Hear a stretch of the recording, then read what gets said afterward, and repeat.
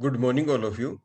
In this part, we will discuss about the Ohm's law and the different type of conductances, that is the molar conductance, specific conductance, equivalent conductance, and the relation between them, along with some of the NCERT problems from the class 12th NCERT book.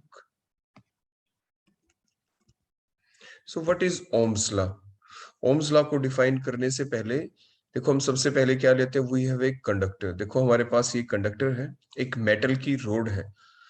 हुआ क्या कि इस metal की conductor के एक and के ऊपर मान लीजिए यहाँ पे इलेक्ट्रॉन डेंसिटी ज्यादा है, देयर आर मोर इलेक्ट्रॉन्स, और दूसरे एंड के ऊपर इलेक्ट्रॉन डेंसिटी कम है, means less electrons. So due to that electron density difference, that called the potential difference get created. यहाँ पे potential difference create हो गया है.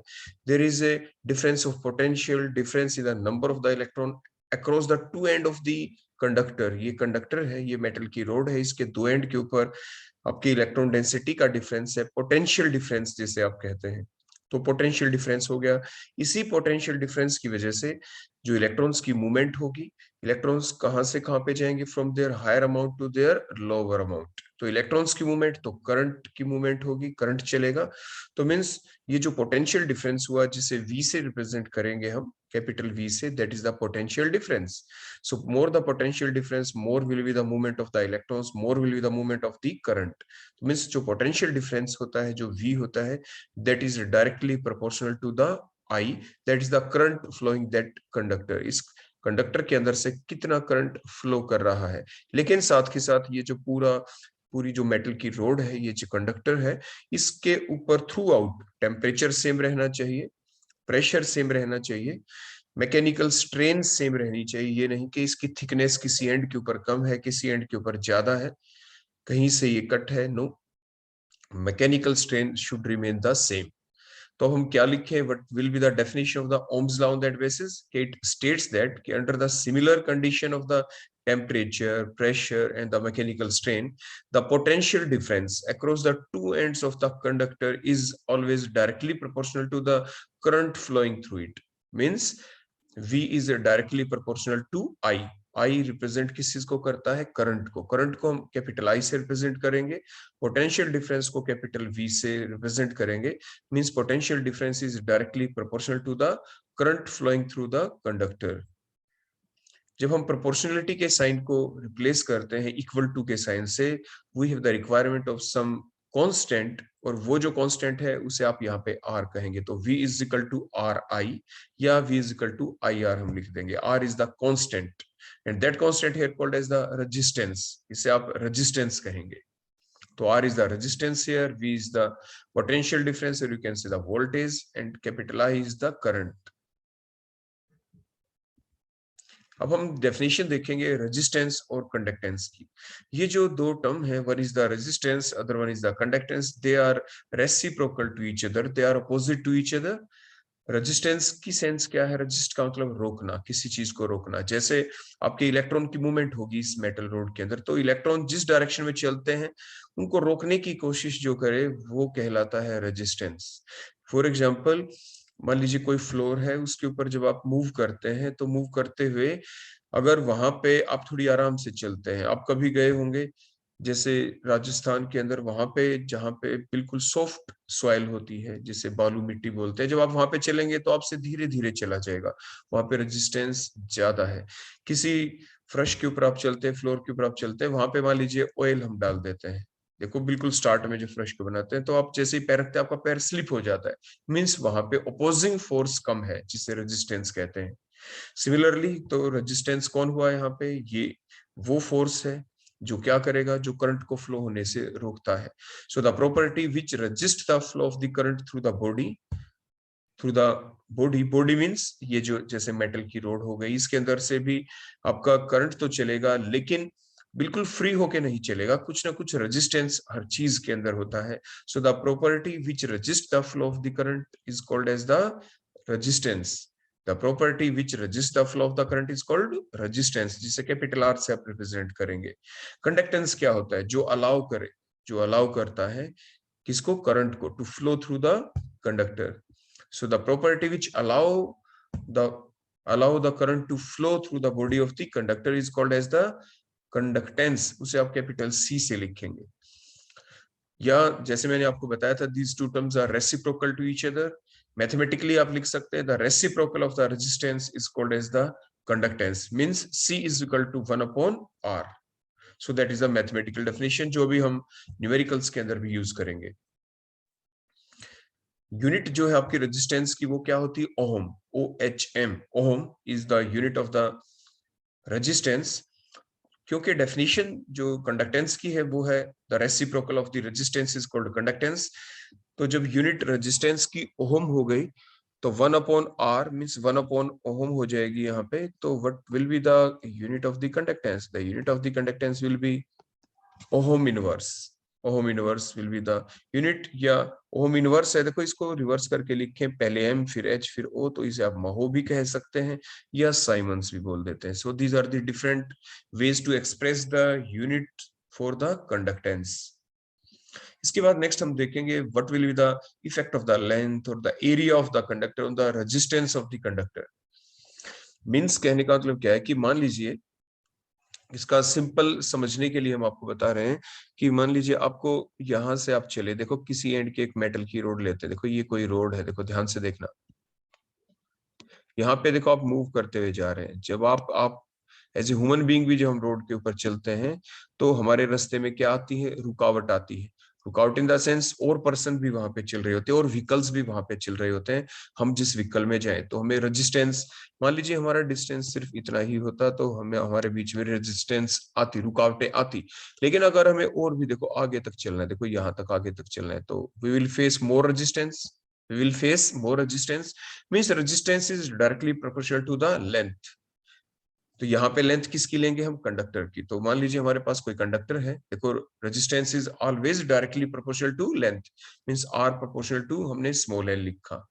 तो मींस देखो ये कंडक्टर देखो मैंने शो किया, इसकी लेंथ कम है, सेकंड कंडक्टर लिया इसकी लेंथ ज्यादा है। तो रेजिस्टेंस किसके अंदर ज्यादा होगा?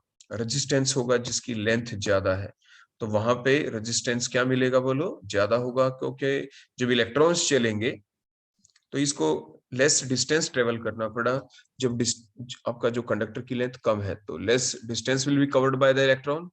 Similarly, in the second one, when the length of the conductor is more, the electrons must have to cover the more distance. So more will be the chances of the resistance. तो resistance ज्यादा होता है।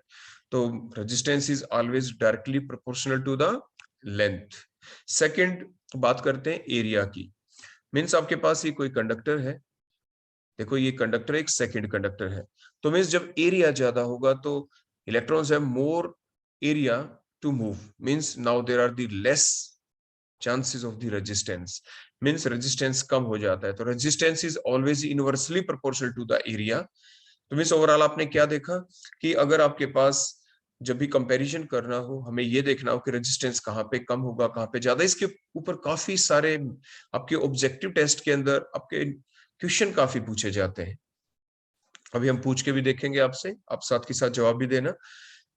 सिर्फ इतनी सी बात को आपको ध्यान रखना है कि R is directly proportional to the length, जैसे मैंने अभी आपको समझा दिया, and resistance is inversely proportional to the area. या इकट्ठा लिखें तो R is proportional to L upon A. R is proportional to L upon A आप लिख देते हैं। तो देखो जैसे हमने लिखा इकट्ठा हमने किया, देखो इस डायग्राम के अंदर देखो लेंथ भी दोनों की, देखो ये दो कंडक्टर है हमारे पास, these are two different conductors. इन दोनों के दोनों कंडक्टर्स की आप ध्यान से देखिए, देखो यहाँ पे लेंथ भी अलग है प्लस एरिया भी अलग है। तो साइमल्टेनियसली इस दोनों कंडक्टर के केस में रेजिस्टेंस को जब हम कंपैरिजन करेंगे तो कैसे कंपेयर करेंगे? तो R proportional to L upon A के साथ ही हम कंपैरिजन करते हैं।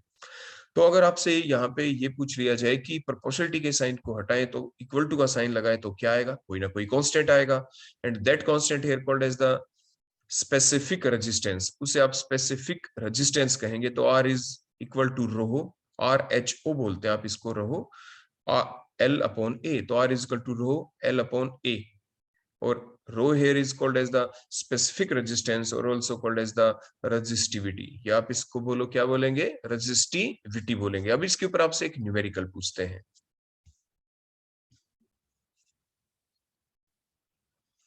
मान लीजिए हमारे पास देखो जो बेसिक फॉर्मूला है, देखो ये तो सेम रखेंगे हम यहाँ पे, R is equal to rho L upon A. देखो ये बेसिक चीज आप अपने माइंड के अंदर रखें, जो भी क्वेश्चन हम आपसे पूछते चले जाएं आप ध्यान से उसका जवाब देना, उसका आंसर आप चैट बॉक्स में लिखते चले जाएंगे साथ के साथ। तो R is equal to rho L upon A. अब हमारा क्वेश्चन ये है कि what will be the effect on the resistance, what will be the effect on the resistance if length of the conductor, if the, मान लीजिए शुरू में जो L लेंथ है that is L, if the length of the conductor becomes L dash is equal to twice, अगर हम length of the conductor को क्या कर दें, ट्वाइस कर दें, and the area of the conductor becomes 1/2। देखो एरिया जो पहले हमने कैपिटल ए से रिप्रेजेंट किया, एंड एरिया बिकम्स 1/2 1/2a, ये एरिया हो गया। तो now what will be the effect on the resistance. तो जो ऊपर हमारे पास फॉर्मूला था उसको मान लीजिए हम इक्वेशन नंबर 1 कह दें, तो सेकंड इक्वेशन जो हम resistance, what will be the new resistance means calculate R dash. हमें क्या कैलकुलेट करना है, R dash in terms of the initial resistance. तो देखो हमने ये आर डैश लिखा, देखो इसके अंदर R dash is equal to, देखो रो तो रो ही रहेगा, लेंथ बोलो कितनी कर दी, लेंथ बिकम डबल, देखो 2l, और जो एरिया था देखो डिवाइडेड में है, एरिया हमने क्या कर दिया, हाफ। देखो ये हमने हाफ कर दिया, a/2, a/2 क्लियर हो गया। तो a/2 है तो 2 कहां पे आ जाएगा, ये आपका ऊपर आ जाएगा, देखो इस टाइप से, r dash is equal to rho 2l multiplied by, यहाँ पे ऊपर 2 आ गया डिवाइड बाय a, तो इज इक्वल टू बोलो क्या आ गया, ये रो, ये l अपॉन a को आप अलग कर दे और मल्टीप्लाइड बाय बोलो क्या आ गया 4। ये जो इतना पोर्शन है रो एल अपॉन ए, ये क्या है, that is equal to equation number 1। तो इक्वेशन नंबर 1 से ये वैल्यू यहाँ पे पुट की, तो R dash is equal to बोलो क्या आ गया, आर मल्टीप्लाइड बाय 4। तो मीन्स जो न्यू रेजिस्टेंस है वो क्या है, वो पहले वाले रेजिस्टेंस की 4 टाइम्स हो गया। तो ऑप्शन में आपके लिखा आएगा, तो आप किस पे टिक करेंगे, 4 टाइम्स, 2 टाइम्स, रिमेन अनचेंज्ड, तो आप किस पे क्लिक करना, किस पे टिक करना, तो आप टिक करेंगे 4 टाइम्स हो चुका है, new resistance will be 4 times that of the previous one resistance, जो इनिशियल रेजिस्टेंस था उसके 4 गुना रेजिस्टेंस हो जाएगा। तो मिस इस टाइप का क्वेश्चन आपसे एग्जाम में पूछा जा सकता है, वो डिपेंड करता है, जैसे मैंने कहा लेंथ डबल हो गई, एरिया 1/2 हो गया, वो कुछ भी कह सकते हैं कि लेंथ 3/4 हो गई, आपकी जो एरिया है वो 4 टाइम्स हो गया, 5 टाइम्स हो गया, 2/5 टाइम्स हो गया, जो भी हो, सिंपली आप इसी टाइप से किसी भी न्यूमेरिकल को कैलकुलेट करेंगे। तो ये हमने आपको बता दिया है, सेंस बता दी है आपको क्वेश्चन के पूछने की, तो इस टाइप से ये न्यूमेरिकल आपसे पूछा जा सकता है। बड़ा सिंपल सा न्यूमेरिकल होता है ये, क्योंकि फॉर्मूला बेस है ये सिंपल, कि आपको पहले वाले फॉर्मूले का पता होना चाहिए। आप लिखते हैं we know that R is equal to rho L upon A, equation number 1 मान लेंगे आप उसको, फिर जितनी चीजें गिवन है, जैसे गिवन में मैंने क्या लिखा है, L is equal to L, तो जो बाद में लेंथ हुई L dash is equal to 2al, means ये गिवन चीजें आप पहले जरूर लिख लें, उससे आपके लिए जब आपको सब कुछ लिखा हुआ दिखेगा सामने तो वर्क आपके लिए इजी हो जाता है। So that is the way to solve such type of numericals, तो आप इस चीज को ध्यान रखेंगे। इसके बाद नेक्स्ट टर्म आ जाती है हमारे पास, जैसे हमने पीछे सीखा भी था, डेफिनेशन रेजिस्टेंस कंडक्टेंस की।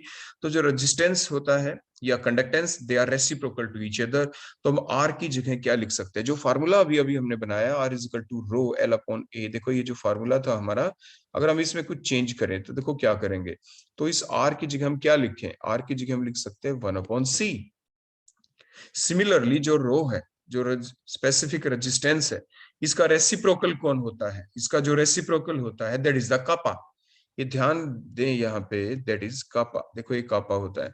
कापा को अक्सर लिखा कैसे जाता है, देखो इसको लिखते हुए कई बार बच्चे गलती कर देते हैं, देखो कैसे लिखते हैं आप ध्यान देना, देखो एक स्ट्रेट लाइन लगाएं, फिर देखो के को तो ऐसे लिखते हैं, देखो ऐसे करके ये वी जैसा बना देते हैं, लेकिन स्ट्रेट लाइन लगा के अगर हम सी की तरह बना दें, देखो सी की तरह, शार्प पॉइंट नहीं है यहाँ पे, देखो ऐसे शार्प पॉइंट नहीं है, नो, ऐसे करके सी की तरह, देखो ऐसे गोलाई में लाना है इसको, so that is called kappa, देखो ये कापा है यहाँ पे, so that is the proper representation of the kappa, KAPPA, इसे कापा बोलते हैं। जैसे पहले वाले को RHO रोहो बोलते थे, स्पेसिफिक रेजिस्टेंस को क्या बोलते थे, उसको रिप्रेजेंटेशन को रोहो, और इसको बोलेंगे kappa, that is the specific conductance. तो कापा को क्या बोलेंगे आप यहाँ पे, that is called as specific conductance.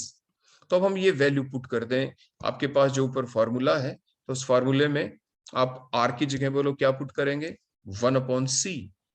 देखो इस R की जगह हमने देखो क्या पुट कर दिया यहाँ पे, 1/C। सिमिलरली रो की जगह आप क्या पुट कर दें, 1/कापा, L/A देखो HH रहा। अब क्रॉस मल्टीप्लाई कर दे सिंपली आप यहाँ पे, किस चीज को क्रॉस मल्टीप्लाई करें, क्योंकि कापा का रिलेशन हम निकालना चाहते हैं। कापा को आप ऊपर ले आए देखो इधर, और कंडक्टेंस को आप इधर ले आए, तो कापा इज इक्वल टू बोलो क्या बन गया, कापा इज इक्वल टू CL/A। तो ये दो रिलेशन बन गए, दोनों के दोनों आप जरूर याद रखेंगे। First one R is equal to rho L/A, और second one here is the kappa is equal to CL/A। जैसे न्यूमेरिकल मैंने अभी आपसे पीछे अभी पूछा था कि what will be the effect on the resistance if the length of the conductor become doubled, area become half। Similarly इस फार्मूले के ऊपर पूछ सकते हैं what will be the effect on the specific conductance if the length become double and area become half, या and सोन कुछ भी करके पूछा जा सकता है। तो वही सेम न्यूमेरिकल इस फार्मूले के ऊपर भी अप्लाई करके आपसे एग्जाम में पूछा जा सकता है। तो आप ध्यान रखेंगे, अपनी कॉपी में आप जरूर लिख लेंगे, उसी सेम न्यूमेरिकल को आप यहाँ पे लिख लेना, बस स्टेटमेंट बदल देना अपने न्यूमेरिकल की। वहां पे हमने लिखा था what will be the effect on the resistance if the length of the conductor become doubled and area of the conductor becomes half। यहाँ पे आप क्या स्टेटमेंट लिख देना, what will be the effect on the specific conductance if length become doubled and area becomes half। उसी pattern के ऊपर आप सोल्व कर लेंगे अपने आराम से घर पे बैठ के, और आपका आंसर आपके सामने उसी टाइप से आपको मिल जाएगा। तो करना जरूर, क्योंकि कॉपी के अंदर जब आपके पास होगा तभी आपको एग्जामिनेशन के दौरान जब अपनी रिवाइज करेंगे कॉपी को, तो आपको ध्यान रहेगा। या कोई बच्चा अगर भूल जाता है तो लेक्चर को रिपीट भी कर सकता है। हम आपको ये सेंड कर देंगे, जो भी वीडियो लेक्चर है इसकी रिकॉर्डिंग पूरी की पूरी हम अपलोड करके इसको यूट्यूब पे उसका लिंक आपको दे दिया जाएगा। इसके बाद नेक्स्ट टर्म आ जाती है सेल कांस्टेंट। देखो जो भी सेल होती है, बेसिकली देखो आपके दिमाग में ये बात आई होगी अभी कि घर में देखो आपके पास टॉर्च भी होती है, उसमें भी आप सेल डालते हैं। लेकिन जो टॉर्च है जनरली आपने देखा होगा ना, आमतौर पे आप उसको बोल देते हैं घर में लाइट चली गई, आप कहेंगे भाई बैटरी लेके आए जल्दी से। तो हम उसे बैटरी क्यों बोलते हैं, क्योंकि आप उसके अंदर मैनी सेल डालते हैं, 1 cell, second cell, third cell. बड़ी जो टॉर्च होती है उसको जब आप बैटरी बोलते हैं, इसलिए आप उसको बैटरी बोलते हैं क्योंकि आप उसके अंदर मैनी सेल्स डालते हैं। तो means combination of cell is called as the battery. इसलिए आप टॉर्च को आमतौर पर कई बार घर में बैटरी भी बोल देते हैं, क्योंकि that is the combination of this cell. तो जो भी एक सेल होता है, 1 सेल, उस जो एक पर्टिकुलर सेल है, आप चाहे वो किसी भी कंपनी का ले लें, किसी भी कंपनी का आप ले आए परचेज करके, उसकी आपने देखा होगा उसकी लेंथ फिक्स रहती है, उसका एरिया ऑफ क्रॉस सेक्शन बिल्कुल फिक्स रहता है। क्या आपने देखा है कभी कि उस जो सेल है, देखो मान लीजिए, देखो आपके सामने मान लीजिए मैंने ये सेल देखो इस टाइप से, मान लीजिए मैं ड्रा करूं आपके सामने, देखो दोबारा से, देखो ये एक सेल है, देखो ये मैंने इस टाइप से आपके सामने ड्रा कर दी। तो ये जो सेल होती है देखो इस टाइप से, इस सेल का ये एक एंड देखो जिसके ऊपर ये मेटल की देखो कैप लगी होती है यहाँ पे, इसकी लेंथ फिक्स होती है, इसका एरिया ऑफ क्रॉस सेक्शन भी फिक्स होता है, लेंथ और area become fix. Means L भी फिक्स, ए भी फिक्स, मींस L/A भी fix, so called as the constant quantity, and that is constant for a particular type of cell। Cell दो type के आते हैं, एक मिनी सेल, एक दूसरे मिनी सेल जो आपके रिमोट के अंदर भी आप डालते हैं, जो आपके टीवी रिमोट हो गया उसके अंदर आप यूज करते हैं। मीन्स लेकिन वो किसी भी कंपनी के हो, उनका L/A सेम रहेगा, length same, area same, so called as the that is constant for a particular cell, so called here as the cell constant. उसे आप सेल कांस्टेंट कहते हैं। तो जो ये रेशियो है L/A की, लेंथ और एरिया की, that ratio is called as the cell constant. Means the ratio of the, अगर हम कंडक्टर की बात करें, देखो अब कंडक्टर देख ले पहले यहाँ पे, देखो अगर हम यहाँ पे कंडक्टर की बात करें, इलेक्ट्रोलिटिक कंडक्टर की बात करें, तो इसमें क्या देखा जाता है, इसमें हम इलेक्ट्रोड लेते हैं। देखो एक कंटेनर के अंदर we have the 2 electrodes, now the distance between the 2 electrodes, इसे आप L कहते हैं इन केस ऑफ द, बोलो क्या, आपके इलेक्ट्रोलिटिक कंडक्टर्स।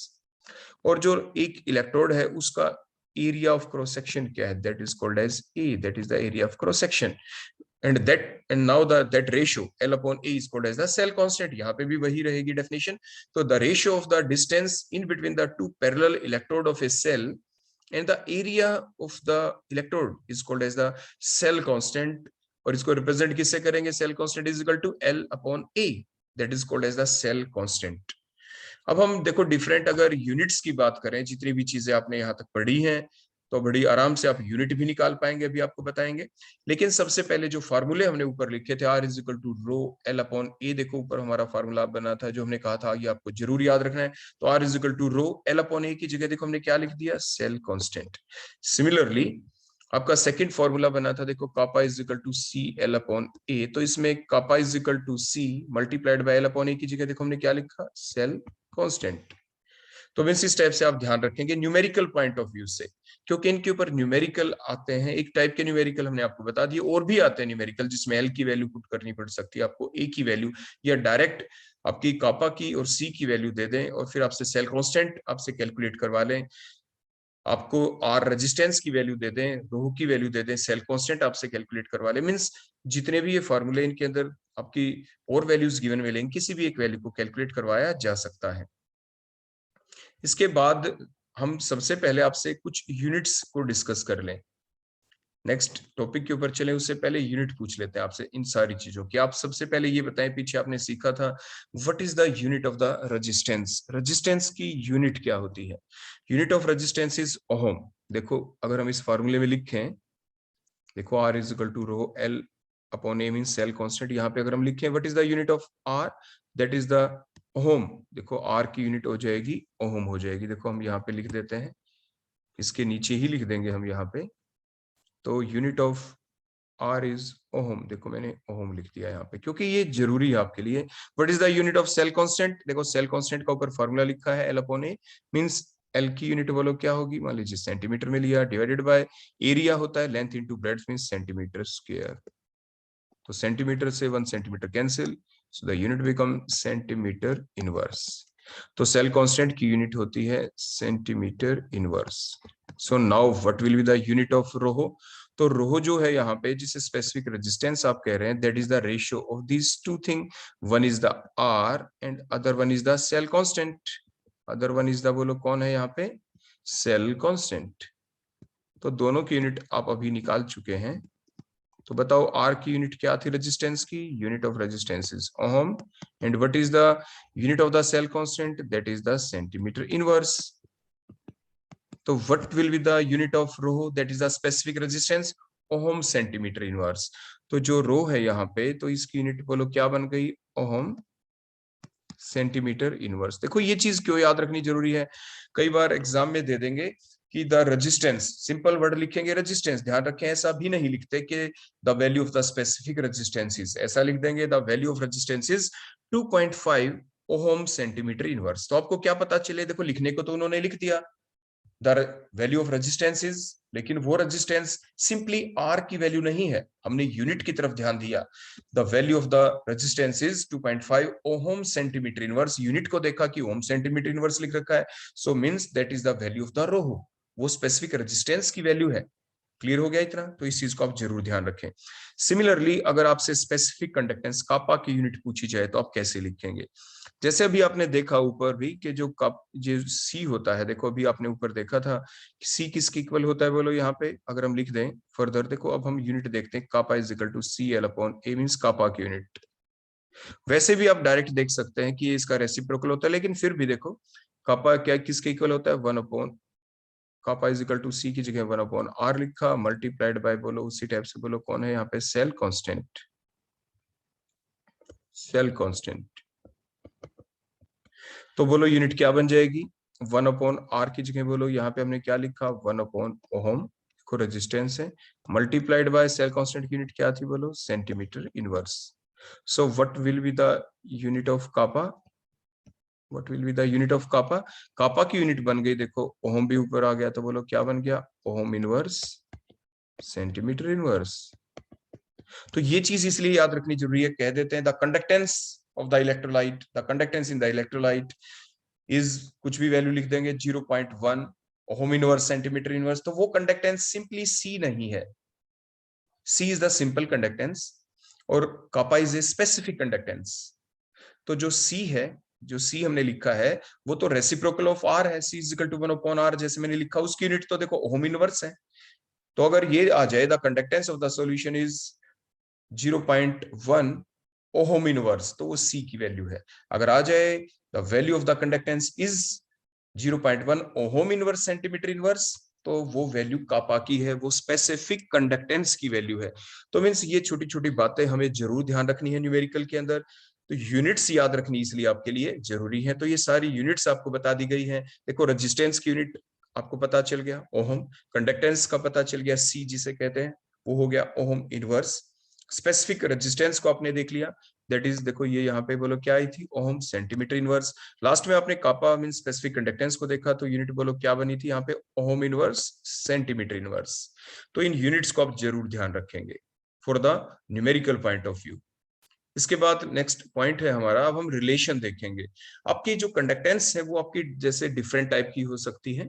जैसे हमने देखा C is the simple conductance और kappa is the specific conductance. तो अब हम इनके बीच रिलेशन देखेंगे कि what is the relation between the conductance and the specific conductance, और similarly the resistance and the specific resistance. इस टाइप से अगर हम देखें तो देखो उसी टाइप से हमने ये डायग्राम ड्रा किया आपके लिए ताकि आपको पता हो लेंथ का मतलब क्या होगा। यहाँ पे length means the distance between the two electrodes and what will be the meaning of the A, that is the capital A means the area of cross section of the given electrode, that is the capital A।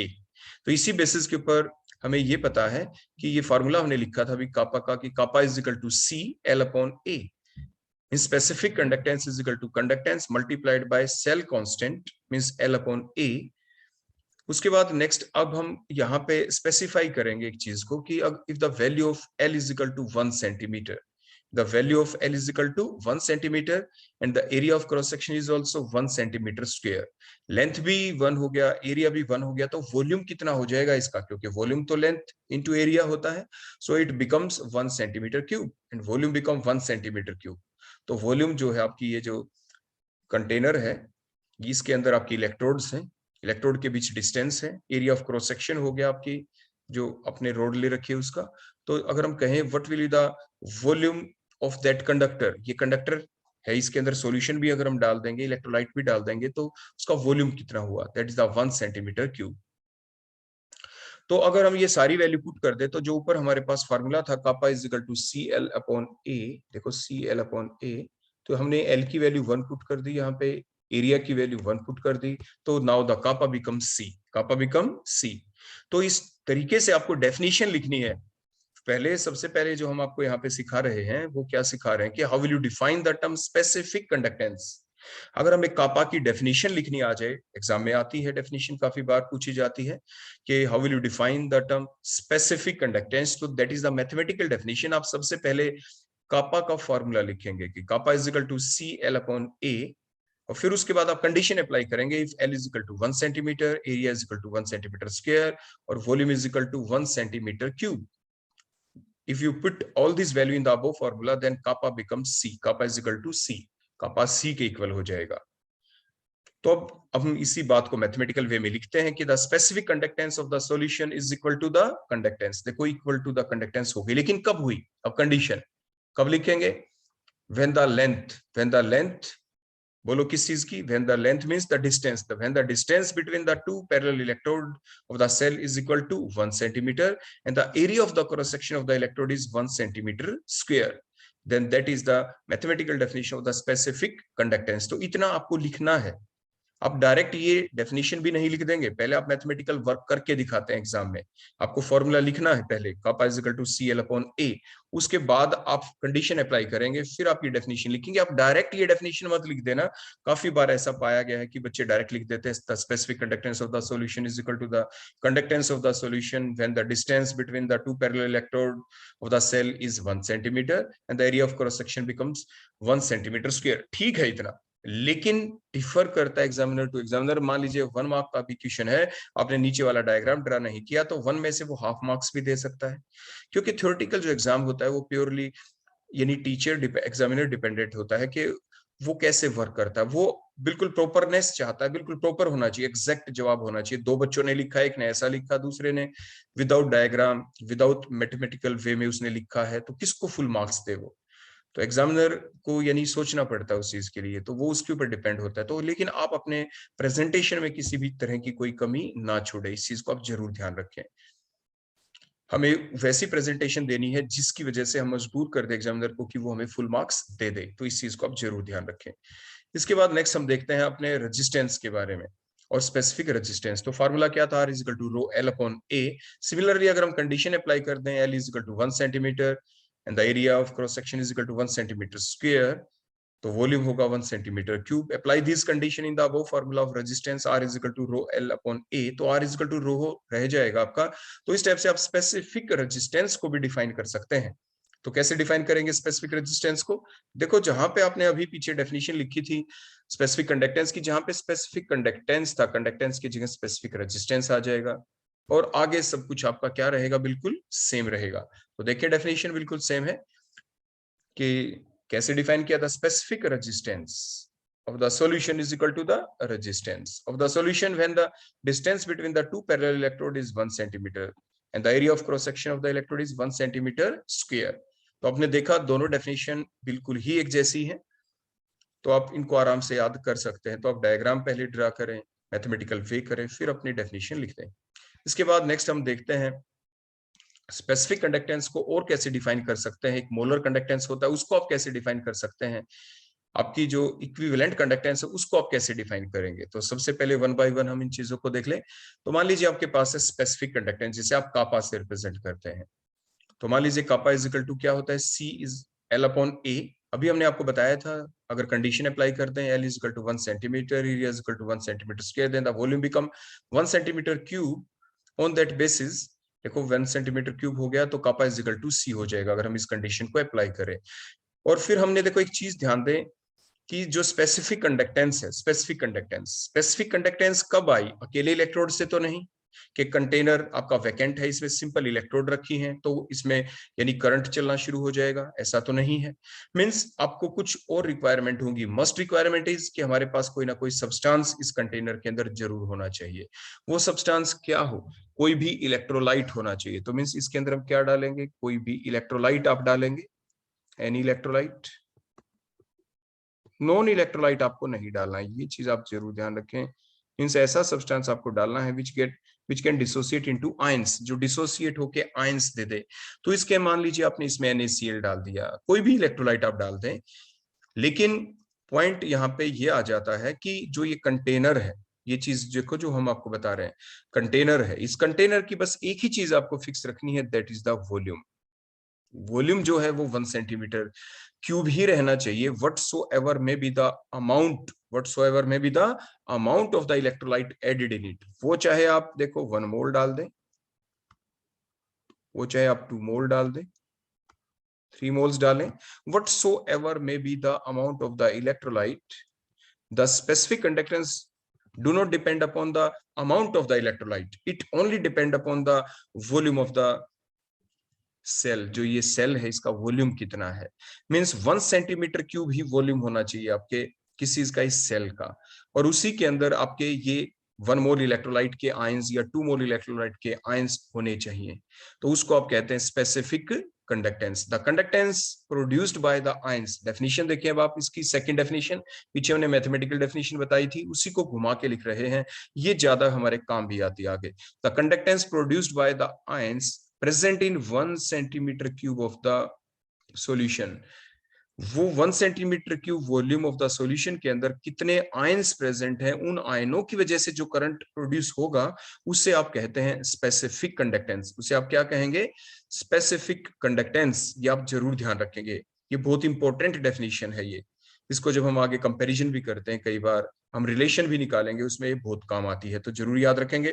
बोलो कौन सी conductance को specific conductance कहेंगे, the conductance produced by any amount of the ions, any number of the ions which are present in the 1 centimeter cube volume of the solution is called as the specific conductance, या जिसे आप कापा कह देते हैं।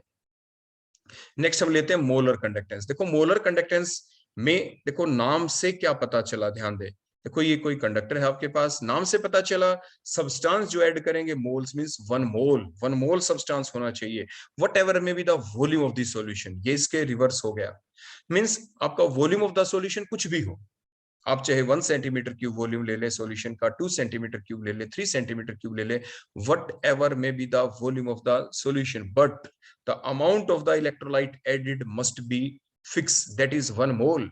तो आपने देखो बाहर से ये सब्सटेंस डाला, बोलो आपने क्या डाला, 1 मोल इलेक्ट्रोलाइट आपने ऐड कर दिया बाहर से, बोलो 1 मोल, ये जरूर ध्यान रखें, बोलो जो अब बाहर से ऐड करेंगे that must be the electrolyte, ये आपका इलेक्ट्रोलाइट होना चाहिए।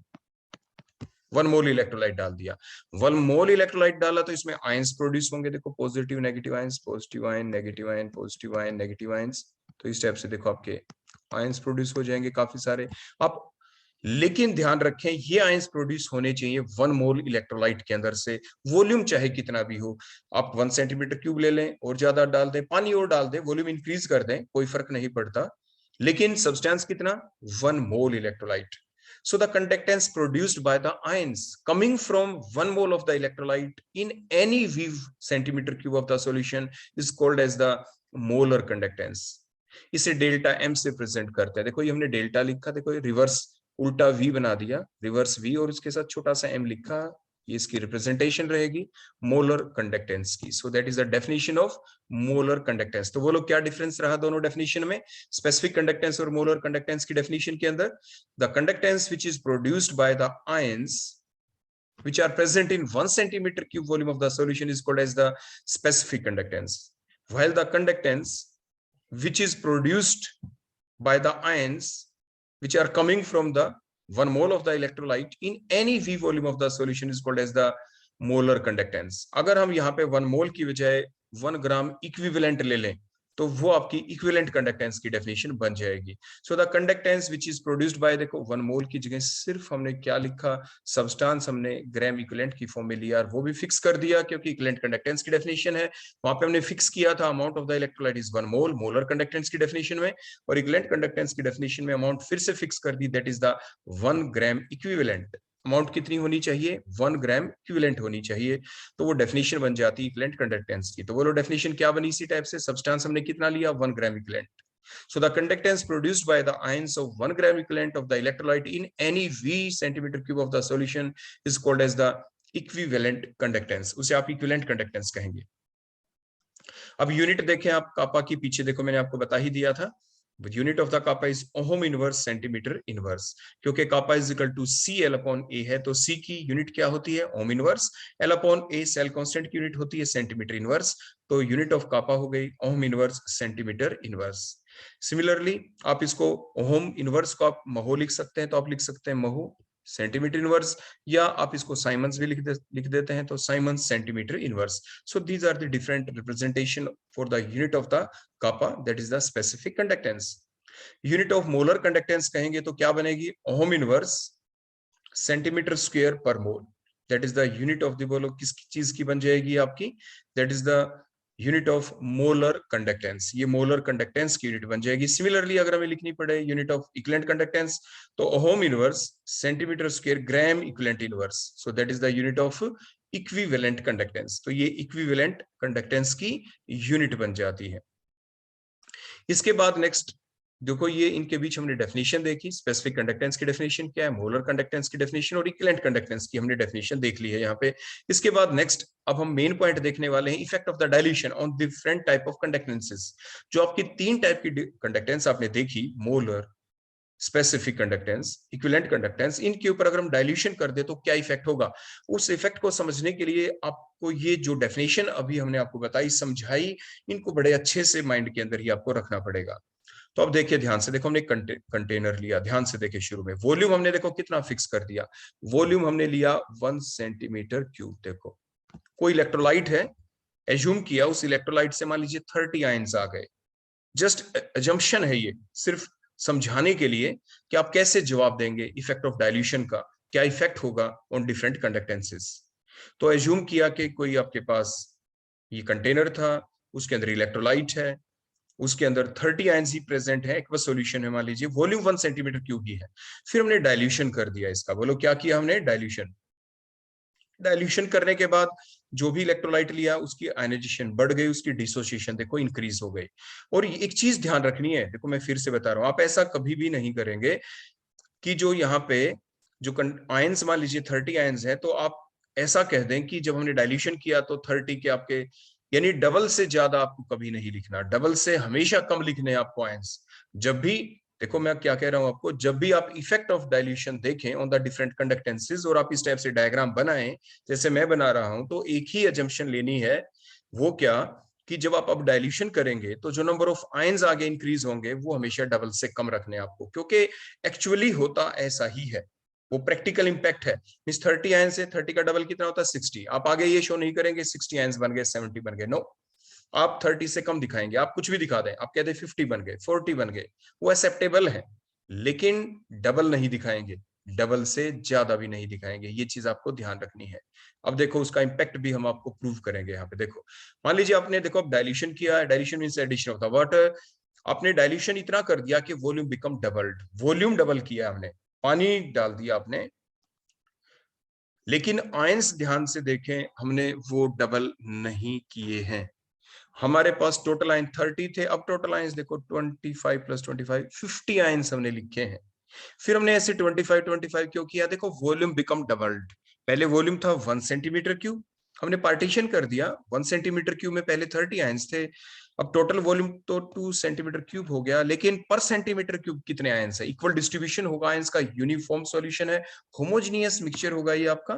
तो 1 सेंटीमीटर क्यूब में कुछ आयंस ऊपर होंगे कुछ नीचे, देखो यूनिफॉर्म सॉल्यूशन होता है, तो 1 सेंटीमीटर क्यूब एरिया में बोलो कितने आयंस हो गए, मींस 25 आयंस है 1 सेंटीमीटर क्यूब में। नेक्स्ट अपर 1 सेंटीमीटर क्यूब में वहां पे भी 25 आपके आयंस हैं।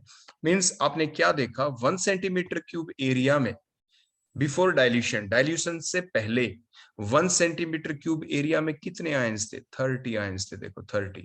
डाइल्यूशन किया तो नंबर ऑफ आयंस इंक्रीज हो गए, नंबर ऑफ आयंस तो इंक्रीज हो गए, लेकिन the number of the ions per centimetre cube, the number of the ion in 1 centimetre cube क्या हो गए, डिक्रीज। पहले 1 सेंटीमीटर क्यूब एरिया वॉल्यूम के अंदर आपके 30 आयंस थे, अब 1 सेंटीमीटर क्यूब वॉल्यूम में 25 ions are present. So that is the definition of, बोलो किस चीज की थी, स्पेसिफिक कंडक्टेंस की डेफिनेशन थी। बोलो उसमें हमें specific conductance depend on the volume, हमें ये देखना है 1 सेंटीमीटर क्यूब वॉल्यूम के अंदर जितने आयंस हैं उनकी वजह से जो कंडक्टेंस होती है उसे स्पेसिफिक कंडक्टेंस कहते हैं। तो जैसे कि आपने अभी देखा, as the number of the ions, as the number of the ions per centimetre cube volume of the solution decreases with dilution, so the specific conductance also decreases with dilution, इसलिए specific conductance बोलो क्या हो गई आपकी, यहाँ पे देखो decrease हो गई। क्लियर हो गया। तो आपसे ये पूछे कि what is the effect of the dilution on the specific conductance, तो अभी हमने सिर्फ स्पेसिफिक कंडक्टेंस के बारे में आपको बताया, डेफिनेशन आपको याद रखनी जरूरी थी। वो बोलो डेफिनेशन क्या थी स्पेसिफिक कंडक्टेंस की, the conductance which is produced by the ions which are present in 1 centimetre cube volume of the solution is called as the specific conductance। तो वही हमने कंपेयर किया है, डाइल्यूशन से पहले 1 सेंटीमीटर क्यूब वॉल्यूम में कितने आयंस थे, डाइल्यूशन के बाद कितने हैं 1 सेंटीमीटर क्यूब वॉल्यूम में, वॉल्यूम सेम रखना था। तो इस टाइप से आपने देखा स्पेसिफिक कंडक्टेंस क्या होगी आपकी, decrease. Means on dilution the number of the ions per centimetre cube volume of the solution decreases, so the specific conductance also decreases. Next बात अब हम करेंगे मोलर कंडक्टेंस के बारे में। मोलर कंडक्टेंस में हमें क्या देखना था, मोलर कंडक्टेंस किस बात के ऊपर डिपेंड करती है, मोलर कंडक्टेंस डिपेंड करती है अमाउंट ऑफ दी सब्सटेंस के ऊपर। मान लीजिए शुरू में जो हमारे पास ये वॉल्यूम 1 सेंटीमीटर क्यूब था और जो सब्सटेंस देखो हमने यहाँ पे डाला, वो हमने इलेक्ट्रोलाइट जो डाला दैट इज 1 मोल, देखो 1 मोल हमने डाला था, 1 मोल इलेक्ट्रोलाइट हमने लिया था। और मान लीजिए उस 1 मोल इलेक्ट्रोलाइट के अंदर से जो आयंस प्रोड्यूस हुए, सिर्फ समझाने के लिए बता रहे हैं, मान लीजिए वो आयन प्रोड्यूस हुए, दीज आर 30 नंबर, फिक्स कर दिया हमने 1 मोल सब्सटेंस हमने लिया था।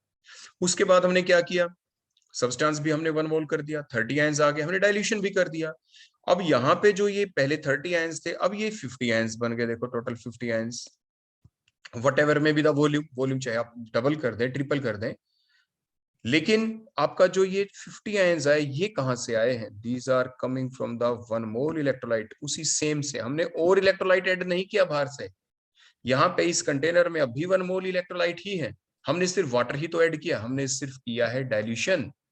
Means now these 50 ions are coming from what amount of the electrolyte, 1 mole electrolyte के अंदर से आ रहे हैं। तो यही तो देखो डेफिनेशन थी मोलर कंडक्टेंस की, बोलो क्या डेफिनेशन थी, मोलर कंडक्टेंस की, the conductance which is produced from the ions which are coming from 1 mole of the electrolyte in any V volume of the solution is called as the molar conductance.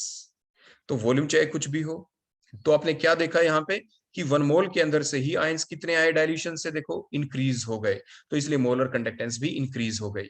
तो means total ions के ऊपर depend करती है, लेकिन वो total ion 1 मोल के अंदर से आने चाहिए। As the number of the ions in V centimetre cube of the solution increases with dilution, so the molar conductance also increases with the dilution. तो सेम इंपैक्ट आपका रहता है इक्विवेलेंट कंडक्टेंस के ऊपर, क्यों भी वो भी अमाउंट के ऊपर डिपेंड करती है।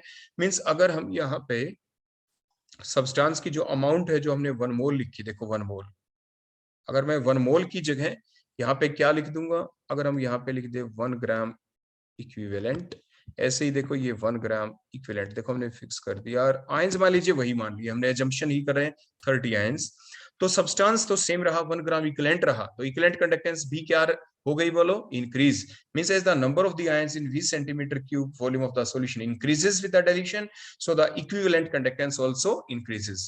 क्योंकि मोलर कंडक्टेंस और जो इक्विवेलेंट कंडक्टेंस है, दोनों conductance, these depend upon the amount of the electrolyte. Molar conductance means 1 mole आपका इलेक्ट्रोलाइट होना चाहिए, equivalent conductance means 1 gram equivalent electrolyte के अंदर से जितने आयंस आते हैं उनकी वजह से आने वाली कंडक्टेंस को आप इक्विवेलेंट कंडक्टेंस कहते हैं, और 1 मोल के अंदर से आने वाले आयंस की वजह से जो कंडक्टेंस प्रोड्यूस होती है उसे आप मोलर कंडक्टेंस कह देते हैं। क्लियर हो गया? So that is the effect of the dilution on this different conductances. तो ये डिफरेंट कंडक्टेंसेस के ऊपर आपने इफेक्ट ऑफ डाइल्यूशन देखा यहाँ पे।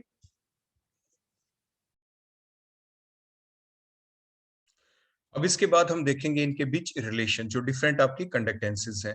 Now the will see about the relationship between the molar conductance and the specific conductance. तो अभी जो ये रिलेशन आएगा, देखो delta M is equal to 1000 multiplied by kappa divided by molarity, that is the relation between the delta M क्या है यहाँ पे, that is the molar conductance, kappa क्या है, that is the specific conductance multiplied by देखो 1000 divided by molarity. तो आखिर ये रिलेशन आया कैसे, अब हम इसको देखते हैं। देखो हम ये बेसिक चीज से चलते हैं कि हमें ये पता है, डेफिनेशन हमें याद रखनी चाहिए, if the 1 mole electrolyte is present in 1 centimeter cube volume of the solution, then the conductance is called as kappa, उसे kappa लिखते हैं। लेकिन अगर हमारे पास 1 mole electrolyte is present in V centimeter cube of the solution, V centimeter cube of the solution, then the conductance now becomes kappa multiplied by V, हम लिख देंगे, that is equal to delta M, उसे हम delta M कहेंगे, क्योंकि any V volume of the solution हमने यहाँ पे लिया है।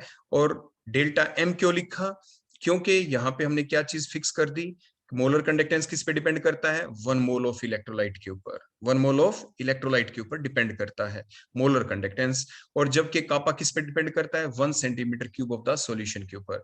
तो हमने देखो दोनों बातें लिख दी, हमने दोनों ही चीजें यहाँ पे रखी हैं। मींस 1 मोल इलेक्ट्रोलाइट ले लिया, वॉल्यूम V सेंटीमीटर क्यूब हमने लिया, तो इसलिए रिलेशन आपका आ गया कि delta M is equal to kappa multiplied by V, that is the equation number 1। अब हम नेक्स्ट क्या करेंगे, वॉल्यूम को डिटरमाइन करते हैं, V is the volume here. देखो कैसे करते हैं, इन टर्म्स ऑफ द कंसंट्रेशन हम वॉल्यूम को डिटरमाइन करेंगे। तो if the C mole of the electrolyte is present in the solution, और वो सॉल्यूशन कितना हो, 1000 ml, 1000 ml को आप सेंटीमीटर क्यूब भी कहते हैं। तो अगर C mole of electrolyte present है 1000 ml ऑफ द सॉल्यूशन के अंदर, तो 1 मोल कहां पे प्रेजेंट होंगे, 1 मोल of the electrolyte will be present in 1000 divided bye C centimetre cube, और इसी को हम कह देते हैं V सेंटीमीटर वॉल्यूम। अगर हमने क्या देखना था ऊपर, हमने यही तो देखा था ऊपर इक्वेशन नंबर 1 जो बनाई थी कि 1 mole of electrolyte is present in V centimetre cube volume. तो जो ऊपर V सेंटीमीटर क्यूब जो वॉल्यूम था, वो V सेंटीमीटर क्यूब वॉल्यूम ही हमने यहाँ पे निकाल लिया। वही देखो 1 मोल ऑफ इलेक्ट्रोलाइट है। मान लीजिए शुरू में C मोल इलेक्ट्रोलाइट होते हमारे पास, 1 मोल ना होते ऊपर, तो हमने 1 मोल ही लिए थे। अगर C मोल होते तो क्या करते, तो वो 1000 ml में मान लीजिए प्रेजेंट थे, तो 1 मोल किस में प्रेजेंट होंगे, 1000 बाय C, उसी को हमने V लिख दिया। अब इस V की वैल्यू हम पुट कर देंगे इन इक्वेशन नंबर 1 के अंदर। देखो यहाँ पे जो ये हमारा ये इतना रिलेशन है, इसको हम कहाँ पे पुट करें, इन प्लेस ऑफ देखो V यहाँ पे। देखो रिलेशन क्या आ जाएगा, मींस डेल्टा M, देखो delta M as such is equal to kappa multiplied by V की जगह क्या लिखा 1000 डिवाइडेड बाय देखो C, देखो ये हमने पुट कर दिया है सिर्फ यहाँ पे V की जगह। C is the concentration. अगर हम यहाँ पे मोल्स पर लीटर लेते हैं, moles per litre, concentration in moles per litre, तो फिर उस टाइम पे कंसंट्रेशन को मोलरिटी से रिप्रेजेंट करते हैं। तो आपका रिलेशन आ गया जो भी हमने ऊपर लिखा था कि what is the relation between the molar conductance in the specific conductance which delta M is equal to, बोलो क्या आ गया, वही चीज है देखो 1000 multiplied by kappa divided by molarity. तो मीन्स इस चीज को आप जरूर याद रख लेंगे। ये आपको समझा दिया कि रिलेशन आता कैसे है, अब इसको आप जरूर याद रखेंगे। That is the relationship between the molar conductance and the specific conductance. Similarly अगर हम देखें what is the relationship between the equivalent conductance and the specific conductance, तो देखो एक ही तो डिफरेंस है, जहां पे आपने मोलरिटी लिखी है, देखो मोलरिटी जो हमने ली 1 मोल लिया था, जैसे नीचे अगर आप डिराइव करें इसी टाइप से 1 मोल की जगह 1 ग्राम इक्विवेलेंट ले लेंगे, तो नॉर्मेलिटी आ जाएगा मोलरिटी की जगह। सो दैट इज द रिलेशन कि डेल्टा ई क्यू, देखो डेल्टा लिख के एम की जगह ई क्यू लिख देते हैं, means equivalent conductance is equal to 1000 multiplied by kappa divided by normality आ गया मोलरिटी की जगह। That is the relation. Next important point हमारे पास आता है कि अगर हमें डेरिवेशन देखना हो, रिलेशनशिप देखनी हो मोलर कंडक्टेंस और इक्विवेलेंट कंडक्टेंस के बीच आपस में, देखो दोनों रिलेशन आपके सामने लिखे हुए हैं, इन दोनों को ही हम यूज करेंगे। तो देखो सबसे पहले हमने क्या लिखा, हमने लिख दिया यही इक्विवेलेंट कंडक्टेंस का रिलेशन के equivalent conductance is equal to 1000 multiplied by kappa divided by normality. Solution वाले चैप्टर में आप पढ़ते हैं कि जो नॉर्मेलिटी है वो किसके इक्वल होती है, तो जो नॉर्मेलिटी होती है वो किसके इक्वल होती है, मोलरिटी मल्टीप्लाइड बाय एन के इक्वल होती है। देखो ऐसा हमने क्यों लिखा, देखो थोड़ा सा आपको बता दें कि देखो जो मोलरिटी होती है उसकी एक डेफिनेशन होती है। देखो आप कैसे लिखते थे, capital M that is a molarity is equal to the number of the moles of the solute, देखो स्मॉल n के नीचे आप कैपिटल B लिखते थे, the number of mole of the solute present in 1000, देखो ये 1000 ml of the solution, ml means ये volume ले लिया हमने। So that is the relation, ये किसका रिलेशन था, मोलरिटी का। अब नंबर ऑफ मोल्स को देखो आप कैसे लिखते थे, आप ऐसा लिखते थे number of moles is equal to given mass, को गिवन मास वेट इन ग्राम, देखो वेट इन ग्राम आप लिख देते थे वहां पे, देखो इस स्टेप से WB डिवाइडेड बाय मोलर मास, देखो इस स्टेप से MB multiplied by 1000 divided by volume लिख देते थे ना ऐसे। सिमिलरली अगर नॉर्मेलिटी की डेफिनेशन लिखते तो आप कैसे लिखते थे, the number of the gram equivalent N के नीचे ई क्यू लिख देते थे ऐसे, यहाँ पे NB लिखा था नंबर ऑफ मोल्स, यहाँ पे NEQ, the number of gram equivalent of the solute present in means multiply 1000 लिखा, ml means volume in ml, volume of the solution is called as the normality, ये normality की definition थी capital N। अब उसके बाद number of gram equivalent क्या होते हैं, नंबर ऑफ ग्राम इक्विवेलेंट होते हैं गिवन मास, देखो given mass weight in gram divided by equivalent mass, EB लिखते थे आप ऐसे, equivalent mass multiplied by 1000 divided by volume of the solution. अब इक्विवेलेंट मास क्या होता है, जो इक्विवेलेंट मास आप लिखते थे यहाँ पे वो होता है मोलर मास, देखो ऐसे WB divided by molar mass divided by N factor means acidity of the base, basicity of the acid, या कोई हम किसी का इक्विवेलेंट मास देख रहे हैं, मान लीजिए एल्यूमिनियम आयन का देख रहे हैं Al3 पॉजिटिव, तो उसके ऊपर चार्ज कितना है 3, तो that is the N factor कहलाता है। तो एल्यूमिनियम का जो मास है 27, उसको आप 3 से डिवाइड कर दे तो Al3 पॉजिटिव का वो इक्विवेलेंट मास कहलाता है। So molar mass divided by N factor, देखो एन फैक्टर, फिर ये मल्टीप्लाइड बाय बोलो क्या आ गया 1000 divided by V, that is the normality, देखो ये नॉर्मेलिटी का फार्मूला था इस स्टेप से। अब जो ये फार्मूला आपके पास आया इसको और भी देखो अच्छे से, आप अगली स्टेप में n को अलग करके लिखें तो क्या आ जाएगा, capital N normality is equal to WB divided by देखो MB, एन फैक्टर देखो ऊपर आ गया, देखो अलग से एन फैक्टर, और मल्टीप्लाइड बाय बोलो क्या है ये 1000 डिवाइडेड बाय V। तो अब ध्यान से देखिए ये इतना फैक्टर क्या है, that is molarity, that is molarity. तो मींस क्या आ गया आपका रिलेशन कि normality is equal to molarity multiplied by N factor. तो इसी टाइप से ये हमने यहाँ पे पुट किया हमारे फार्मूला में, देखो यहाँ पे नॉर्मेलिटी की जगह हमने क्या लिखा, molarity multiplied by N factor हमने लिखा है यहाँ पे। क्लियर हो गया इतना, ये क्यों लिखा हमने। उसके बाद आपको बिल्कुल क्लियर कट यहाँ पे दिख रहा है, जैसे हमने उधर भी बताया कि ये जो देखो इतना पोर्शन था 1000 multiplied by kappa into molarity, देखो ये इतना पोर्शन था, ये क्या है, दैट इज डेल्टा M। तो यहाँ पे हमने डेल्टा M लिख दिया, डिवाइडेड बाय बोलो क्या है, ये N है यहाँ पे। तो डेल्टा M किसके इक्वल हो गया, delta M is equal to N ऊपर आ जाएगा क्रॉस मल्टीप्लाई करके, तो delta M is equal to equivalent conductance multiplied by N factor, multiplied by N factor. तो ये इन सभी फार्मूलाज को आपको याद रखना है, इन्हीं के बेसिस के ऊपर आपके डिफरेंट न्यूमेरिकल्स आते हैं। अब इनको जो सिंपल न्यूमेरिकल है वो तो हम अपने इसी पार्ट में देख लेंगे, और भी न्यूमेरिकल्स आएंगे वो हम इससे अगले लेक्चर के अंदर करेंगे। तो कुछ एक सिंपल सिंपल देखो न्यूमेरिकल आपके सामने लेते हैं कि write a relation in between the delta M and the delta E Q means equivalent conductance for that particular given substance. तो ये सब्सटेंस आपने लिया K2SO4 एल्यूमिनियम सल्फेट को जब डिसोसिएट किया वाटर के अंदर आपने डाला, इसे आपका ये डबल सॉल्ट है यहाँ पे। तो देखो आपके K2 लिखा था तो 2K पॉजिटिव आयन आ गए, SO4 देखो SO4 2 negative ion, plus 2Al था एल्यूमिनियम के ऊपर 3 पॉजिटिव चार्ज होता है, 3 है 3SO4 SO4 के ऊपर 2 नेगेटिव चार्ज है। देखो कंप्लीटली डिसोसिएट ये यहाँ पे हो चुके हैं। अब आपको ये देखना है टोटल पॉजिटिव चार्ज इसमें कितना, एन फैक्टर हमें निकालना है। देखो पॉजिटिव चार्ज यहाँ पे कितना है, 2K पॉजिटिव है तो 2 यहाँ पे 2 पॉजिटिव है, यहाँ पे 2Al पॉजिटिव तो 3 पॉजिटिव होता है एल्यूमिनियम के ऊपर, 2 3 जा 6 देखो plus 6 positive, total positive charge है 8 प्लस 8। नेगेटिव देखें SO4 के ऊपर, देखो ये कंप्लीट SO4 है, इसके ऊपर -2 चार्ज, उधर दूसरी साइड में देखें 3 है तो 3 2 जा 6 -6 मींस सब्सटेंस सॉल्यूशन हमेशा न्यूट्रल ही होता है।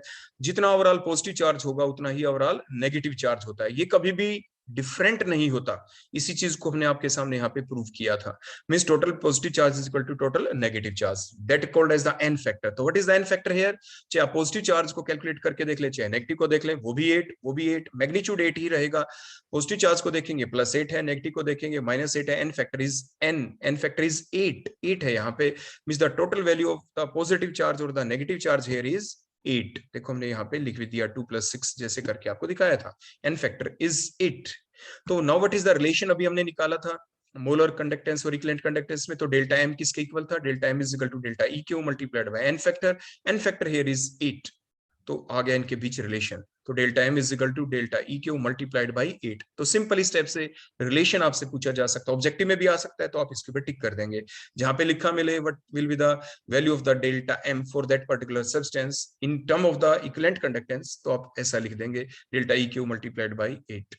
तो उसकी 8 टाइम्स होती है, तो इक्विवेलेंट कंडक्टेंस की 8 टाइम्स कौन होती है, molar conductance on that particular compound, जो कंपाउंड दे रखा है। नेक्स्ट लेते हैं अपना, right a relation in between the equivalent conductance in the kappa when 1 centimeter cube of the solution containing 1 gram equivalent of the electrolyte। तो volume of the solution बोलो कितना है, 1 centimetre cube volume of the solution, देखो given है ये। सो the conductance of the solution बोलो क्या हो जाएगी, 1 kappa। बोलो kappa क्यों कहा, जल्दी बताएं kappa क्यों कहा, क्योंकि kappa मींस स्पेसिफिक कंडक्टेंस की डेफिनेशन है कि वहां पे वॉल्यूम अगर 1 सेंटीमीटर क्यूब है, उसमें चाहे जितने भी आयंस हैं वट एवर में भी द, यानी हमें और चीजें देखनी नहीं कि अमाउंट क्या है सब्सटेंस की, हमें सिर्फ वॉल्यूम ही तो देखना है। तो 1 सेंटीमीटर क्यूब वॉल्यूम ही गिवन है, तो 1 सेंटीमीटर क्यूब वॉल्यूम के अंदर जितने आयंस हैं उसको कहते हैं kappa। तो इसलिए हमने लिखा सो the conductance of the solution is 1 kappa, equation number 1। Amount कितनी गिवन है, 1 ग्राम इक्विवेलेंट, तो the amount of the electrolyte is 1 gram equivalent. तो इसीलिए जो कंडक्टेंस ऑफ द सॉल्यूशन है उसको क्या कहेंगे, 1 डेल्टा ई क्यू, क्योंकि 1 ग्राम इक्विवेलेंट ही है। 2 ग्राम इक्विवेलेंट होती तो 2 डेल्टा ई क्यू लिखते, क्योंकि 1 ग्राम इक्विवेलेंट की वजह से जो कंडक्टेंस प्रोड्यूस होगी, 1 ग्राम इक्विवेलेंट की वजह से जो आयंस आएंगे, उन आयनों से जो कंडक्टेंस प्रोड्यूस होगी उसी को इक्विवेलेंट कंडक्टेंस कहते हैं। So that is the equation number 2। Means C is equal to 1 kappa भी है और C is equal to 1 delta E Q भी है। दोनों को इक्विवेलेंट कर दे, आपस में पुट कर दे इक्वेशन 1 और 2 को, तो हमें क्या मिला, kappa is equal to delta E Q, that is the relation. तो एग्जाम में अगर ये न्यूमेरिकल आ जाए और ऑप्शन आ जाए टिक करनी, तो kappa is equal to delta E Q पे आप टिक कर देंगे। नेक्स्ट क्वेश्चन देखते हैं इसी टाइप का, right a relation in between delta E Q and the kappa when the volume of the solution is 4 centimetre cube and the amount of the substance is 1 gram equivalent. तो अब क्या करें, तो थोड़ा चेंज कर दिया, volume हमने 4 centimetre cube ले लिया, तो जैसे ऊपर वाली चीज वही सेम चलेगी, वही डेफिनेशन काम आएंगी हमारे। तो as the volume of the solution is 4 centimetre cube, देखो जैसे हमने ऊपर देखा था, if the volume of the solution is 1 centimetre cube होता, देखो तो कंडक्टेंस कितनी होती, 1 kappa। तो अब volume of the solution 1 centimetre cube नहीं है, वो देखो 4 सेंटीमीटर क्यूब है, देखो तो kappa कितनी कंडक्टेंस हो जाएगी, 4 kappa। तो as the volume of the solution is now 4 centimetre cube, not the 1 centimetre cube, so the conductance of the solution now becomes the 4 kappa आ जाएगी। तो पहले देखो हमने वही सेम लाइन लिखी है आपके लिए, ताकि आप गलत ना लिख दें कि the volume of the solution is 1 centimetre cube, then the conductance of the solution is 1 kappa, तो वो 1 kappa होगी। लेकिन वॉल्यूम तो 4 सेंटीमीटर क्यूब गिवन है हमारे न्यूमेरिकल में, तो if the volume of the solution is 4 centimeter cube, then the conductance now becomes C is equal to 4 kappa. That is the equation number 1. उसके बाद अमाउंट कितनी गिवन है? The amount of the electrolyte is 1 gram equivalent, जैसे हमने ऊपर वाले numerical में भी बताया था.